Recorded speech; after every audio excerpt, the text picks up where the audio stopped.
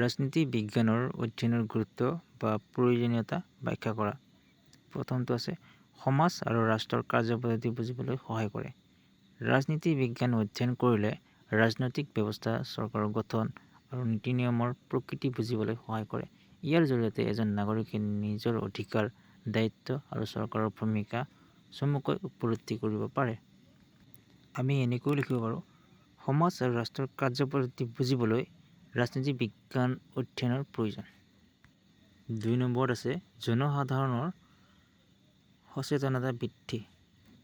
ৰাজনীতি বিজ্ঞানৰ অধ্যয়নৰ জৰিয়তে বা জ্ঞানৰ জৰিয়তে নাগৰিকসকলে ৰাজনৈতিক প্ৰক্ৰিয়াত অংশগ্ৰহণ কৰিবলৈ প্ৰেৰণা পায়। ইয়াৰ ফলত এক সচেতন সমাজৰ সৃষ্টি হয়, যি গণতান্ত্ৰিক প্ৰক্ৰিয়াৰ পৰিপুষ্টি সাধন কৰে।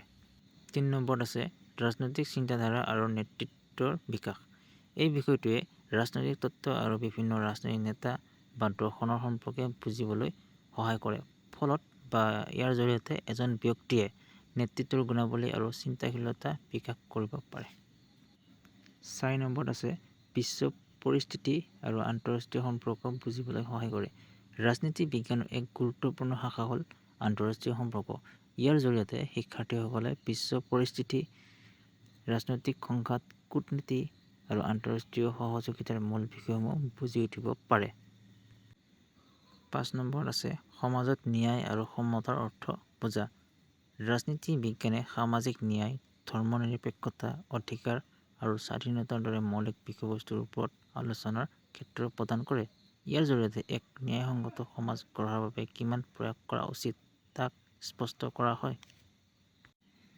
৬ নম্বৰত আছে নৈতিক আৰু দায়িত্বশীল নাগৰিকৰ সৃষ্টি।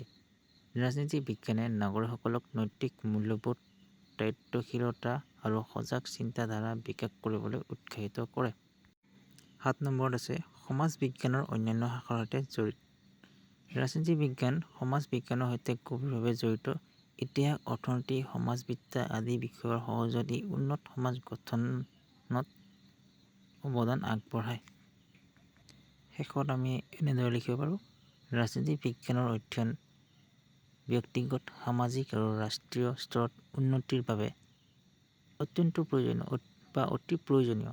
ই কেৱল এটা অধ্যয়ন বিষয় নহয়, বৰঞ্চ ই উত্তম নাগৰিক তথা দায়িত্বশীল সমাজ গঠনৰ এটা ভিত্তি স্বৰূপ।